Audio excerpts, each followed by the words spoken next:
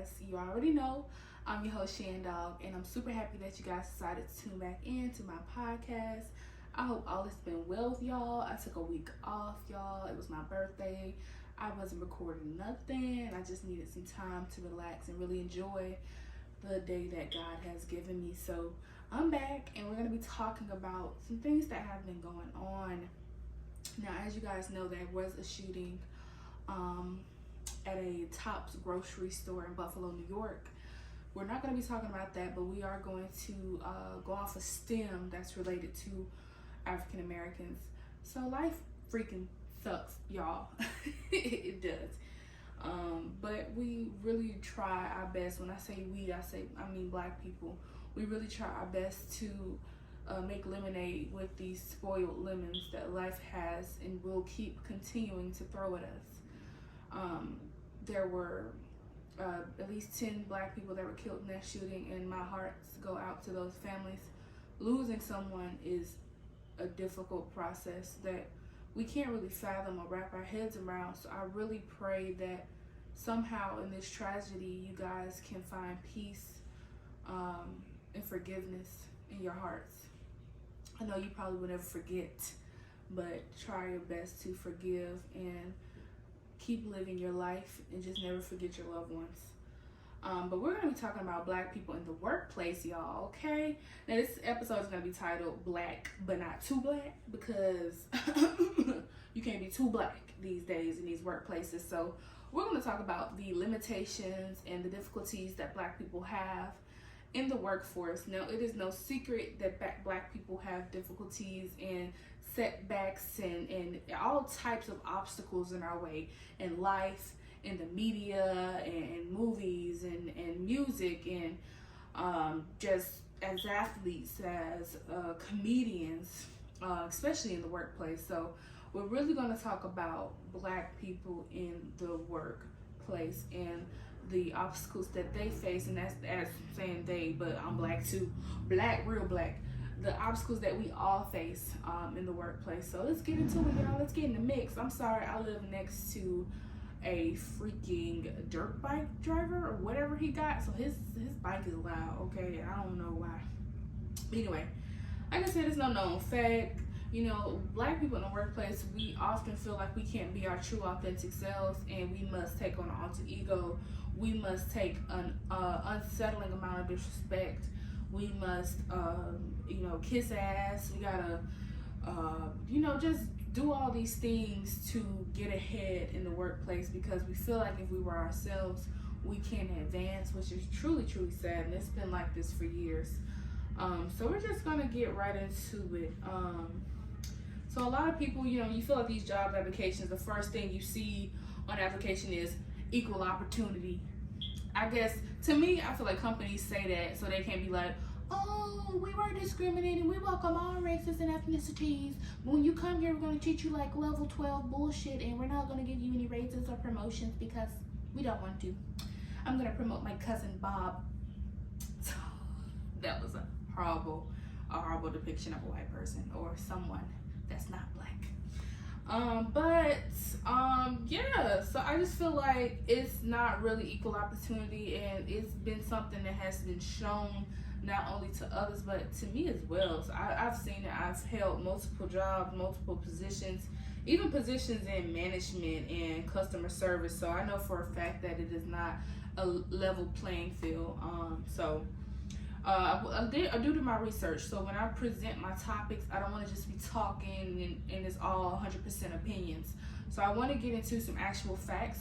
So according to a study held by McKinsey, Black employees often don't feel that their employees value and embrace diversity, the system for evaluation and promotion is fair, or that they can be their true full selves. So that is a fact to me, okay? Now, if in the workplace, we may ask for raises, we may ask for promotions or things of that such, and it's really difficult to get those promotions. We work for pennies sometimes, or we are a true asset to the company, but we don't see that in our paychecks, or we pay our bills and we don't have enough money to go out, have fun. It's just we're working literally to pay bills. So when it comes time to ask for these raises, we have a very hard time. Even me personally, I've had a very hard time asking for or getting raises, and they'll tell me, oh yeah, you're one of the best workers, you're a great asset to the team, and blah, blah, blah, blah, blah, blah. Compliments do not pay bills. I'm here to tell you that now. So when I wanted my work ethic to match in my paycheck, I had a really difficult time getting those raises and promotions. I really didn't care about the position of power. I really just wanted the raise.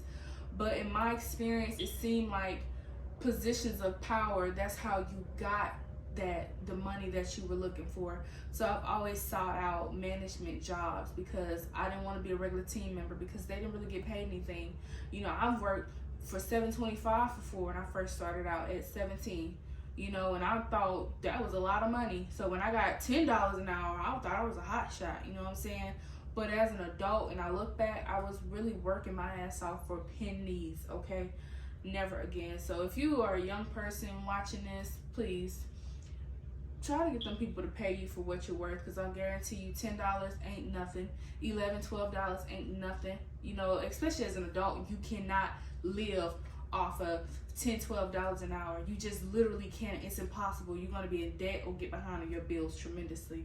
So really look for jobs that are going to pay you for what you're worth. Also, when I was doing my research, I figured, well, in the research it said that 3.2 of executives and senior management level employees are black, and there's only 4 CEOs that are black currently. So it really baffled me, like only 4, and there are a lot of companies and only 4 of them are black.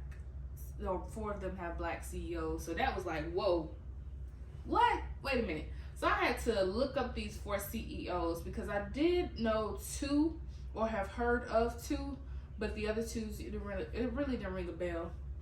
So the first black CEO of a Fortune 500 company is Roz Brewer of Walgreens. So that was pretty interesting. I'm like, okay, Walgreens, you get your pharmacy, you get you some high-ass groceries, and drugstore makeup, very overpriced. And then there's, I hope I'm saying her name right, Thasunda Brown Duckett. She's the president and CEO of TIAA. Now, I have to look up things that I don't know because I don't ever want to say something in my podcast and I don't know what the hell I'm talking about. So I'm like, what is TIAA? I do not know. I gotta research. So, what they basically do, they provide secure retirements and outcome focused investment solutions to millions of people working in higher education, healthcare, and other mission-driven organizations. The TIAA stands for the Teachers Insurance and Annuity Association of American College Retirement Equities Fund. That is a very long name and a mouthful. Okay. But yeah, I was like, all right, that sounds boring, but you the CEO, girl. Cheers to you. And it sounds, even though it's boring, it sounds very important. So, cheers to you, Thasunda. Wow, I just butchered her name. Who the hell is Tawanda? Thasunda. All right. Anyways, Marvin Ellison of Lowe's. I was like, Lowe's? What? I thought white people shopped at Lowe's. But Marvin Ellison is the head nigga in charge. So I was like, that's what's up. Okay. And then Renee Jones. I think it's pronounced Renee Jones, but it's not a woman. He is a man's. Okay. And when I first seen him, y'all, I was like, this man is white. I'm so sorry. That's my ignorance showing. But he is not, y'all. Look him up. His name is Renee Jones. He's the chief executive officer of M&T Bank. So I was like, wow. He has a Belgian mom and a black dad. And he even talked about how he was stereotyped a lot and how people looked at him when he would say he's black, because to the eye, you know what the media says black is, he doesn't look it. And I felt bad for even giving into that.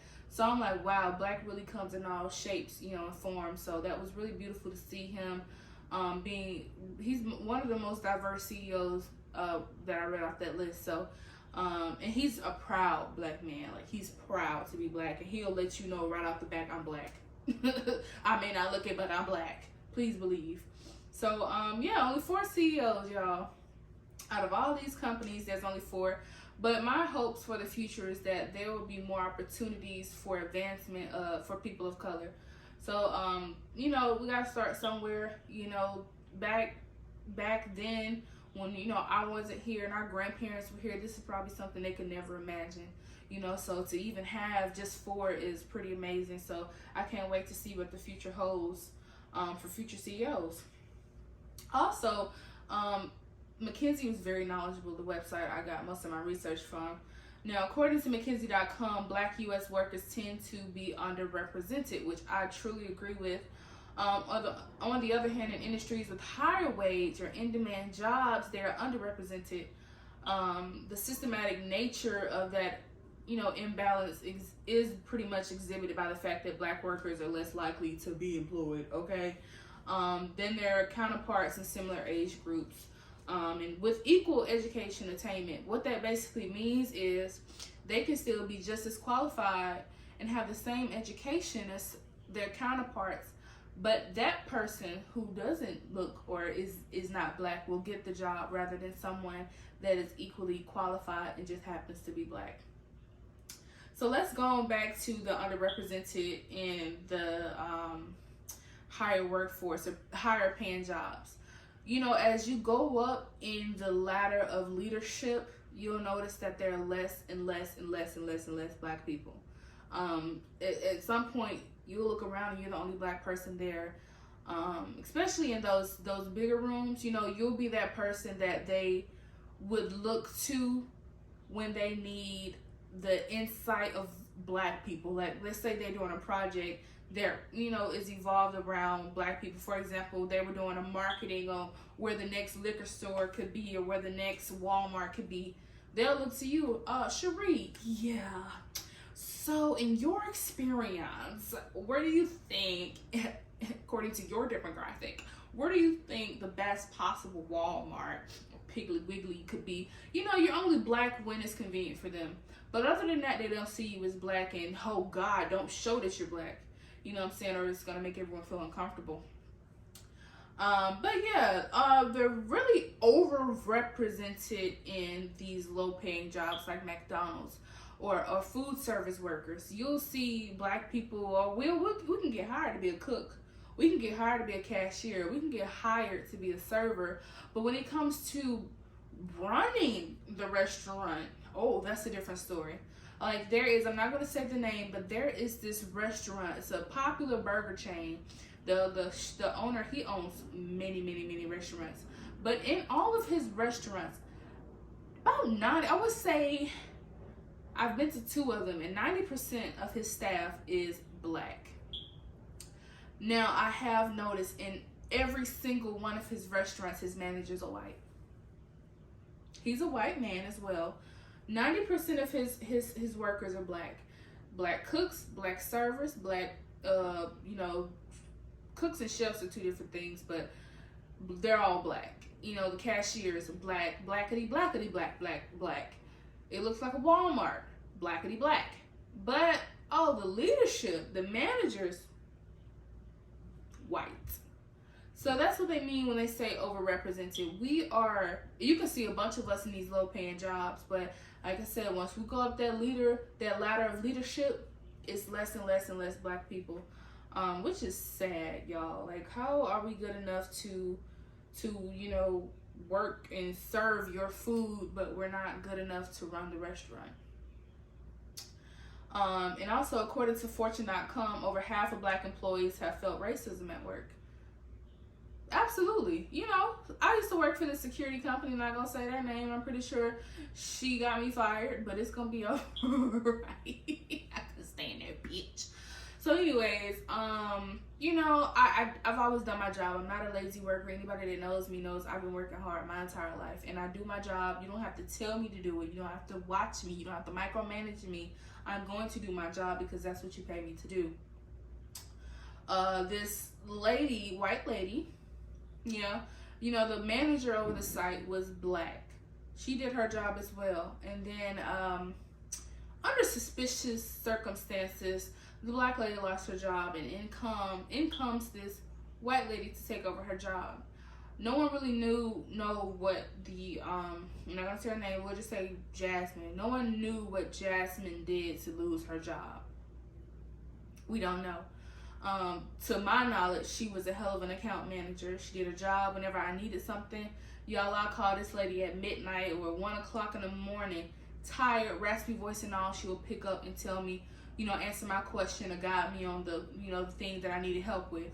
And then she'll go right back to bed. Cool, I'll see you in the morning. You know what I'm saying? She would pick up the phone no matter what time of the day it was. So she was a hell of a manager. And the young lady, let's say her name is Becky. Becky gets, that's racist. Let's try something else. Let's say Kristen. I was gonna say Karen, but we're gonna say Kristen. Kristen shows up. She is now the new account manager. And she starts threatening all the black security officers' jobs. Already coming straight in the door. No one knows who she is. She is. So she comes in, and I guess she was making a joke about this young lady's braids. She had the faux locks, not faux locks. She had box braids. So they were really long. You know what I'm saying? And she had piercings in her ears. She had tattoos, but they were covered. But she was getting off of work, so she took her sleeve off to come out and clock out.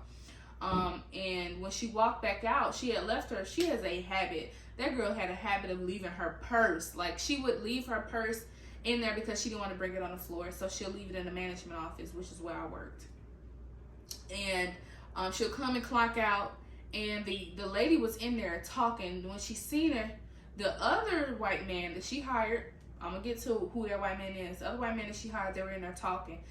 They looked at each other, gave each other a weird look. I peeped everything. I'm always looking at my surroundings. So they're looking at each other, talking, and they're like, wait a minute, As soon as the young lady walked out, they get together. They all huddled up, laughing. I mean, they going in.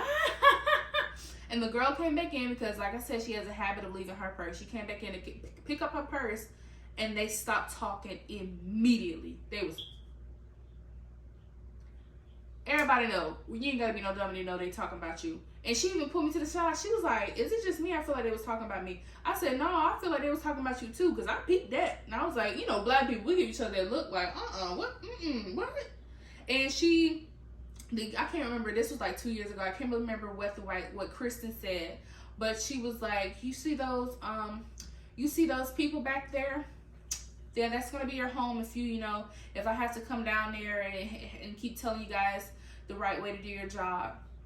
Why did the girl look out the window and there was a bunch of homeless people? Black homeless people.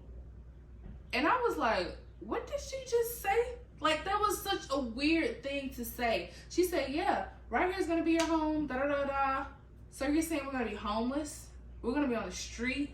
Like, she wasn't talking to me. She was talking to the girl that came back in to get her purse. Because the other lady, the girl, like, she peeped what happened when she walked in. They stopped talking. So she was like, y'all okay? Y'all good? Like, what's so funny? That girl, she was about it. She was like, y'all good? So what's funny? And she was like, oh, no, we're just talking about, you guys doing your jobs and da-da, because this is going to be your home if we have to keep telling you guys the proper way to do da-da. And the girl like, what you mean our home? Who is our? And when she looked outside, it was a bunch of homeless people, black homeless people. So racism is very present in the workplace, especially against black people. And sometimes they don't even know. It's like, you would think they would know to not say certain things because it sounds fucking racist, but they still say it, and it rubs people the wrong way. And even as a black person, you'll go to HR and say, hey, this rubbed me the wrong way, da da da da. The first thing they'll go hollering is, oh, I'm sure they didn't mean anything by it. What do you mean? Like, how do you know what the fuck they meant, bitch? What, you there? No. So there is a lot of racism, or it's felt at work, and we don't really have anybody to have our backs when we do run into these situations. Another study that I was reading about on CNBC, it stated that black workers continue to face significant gaps in the labor market when it comes to the promotion, pay, and opportunities. Like I mentioned earlier, they're not really getting paid. which cost, this is what got me, black people not getting paid cost the U.S. economy trillions of dollars.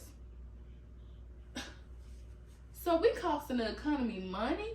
All y'all gotta do is pay us and we can close that economic gap. What? But they would rather be in debt rather than pay our black ass. Ain't that something?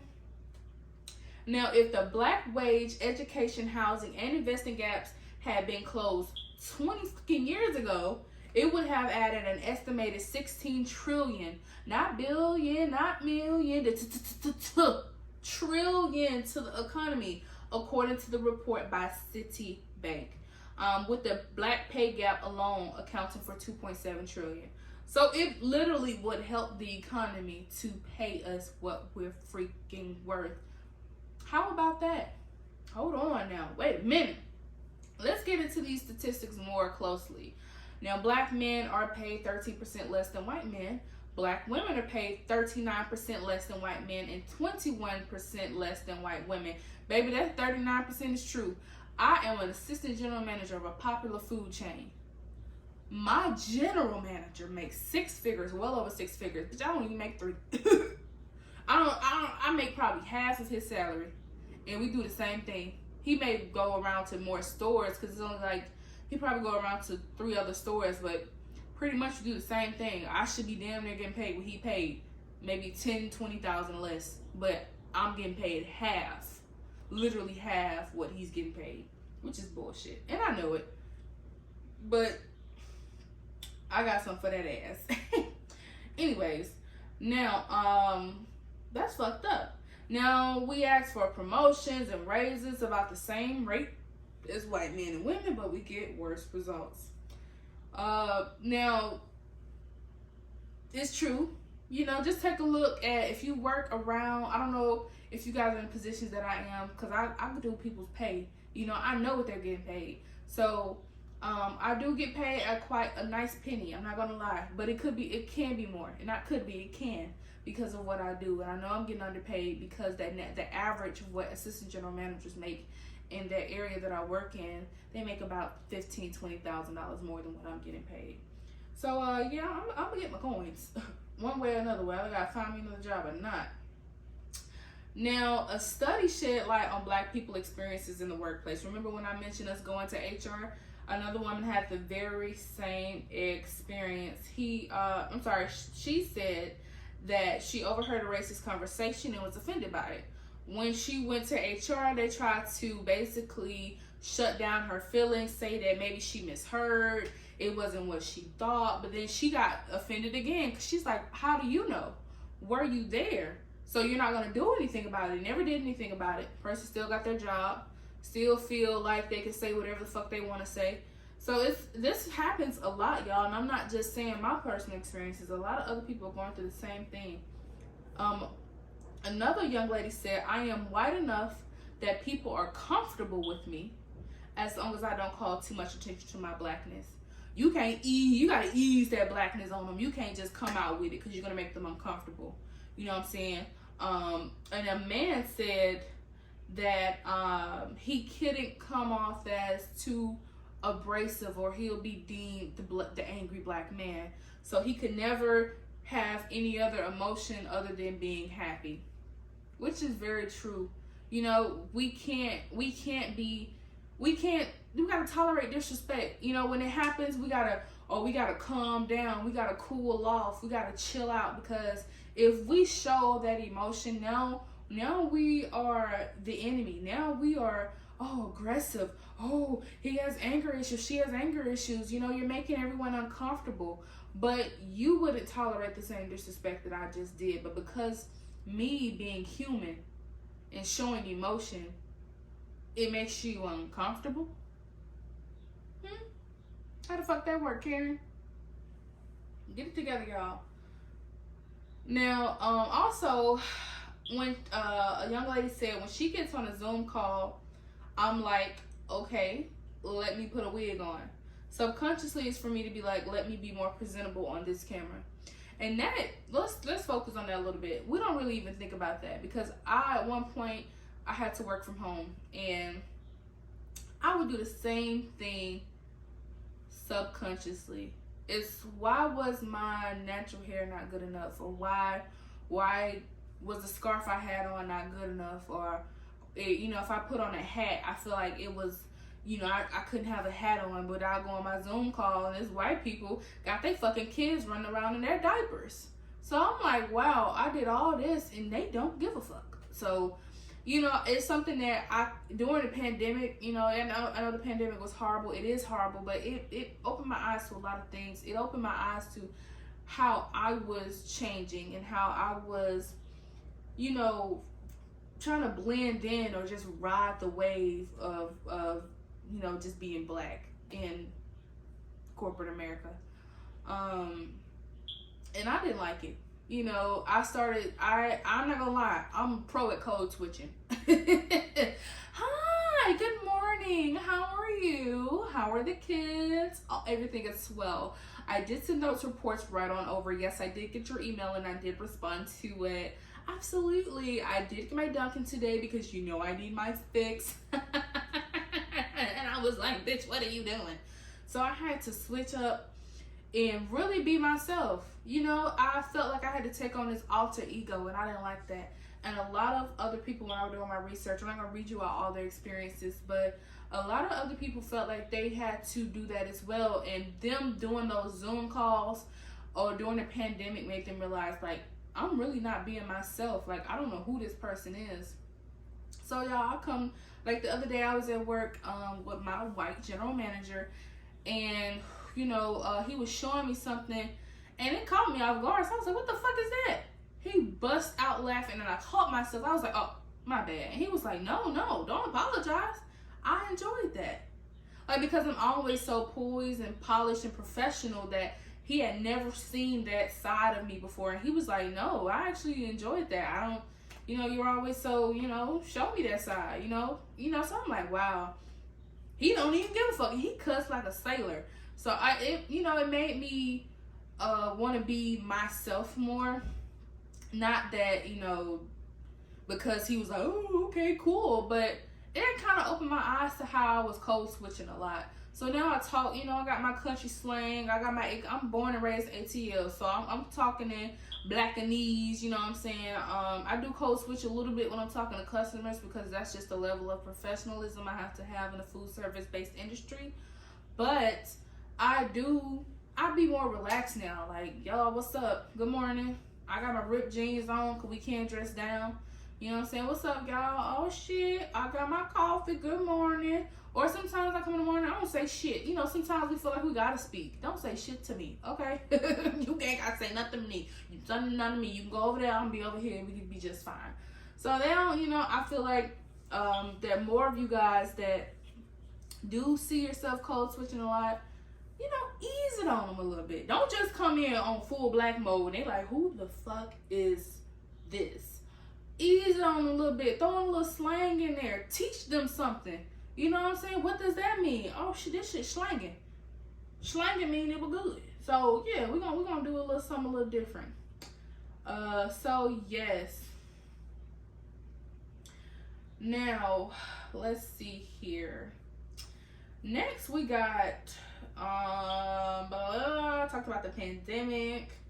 Yeah, pretty much. So, this not really gonna be a long episode. I just really wanted to read a few statistics and talk about my own personal experience in the professional workplace and other people's experience in the workplace and how times have changed, y'all. I don't want us working for pennies anymore because a lot of these companies, according to one study, did say that these higher level managers and CEOs said that all of their people, especially black people, contributed so much to the success of their company. So they know we're an asset. We just don't know that. So really put that foot forward. Put that anxiety or, thinking that you're going to get a no. It's okay. What's the worst they can say is no. Ask. Closed mouth don't get fed. Y'all will be surprised. Y'all will be surprised the responses that you'll get.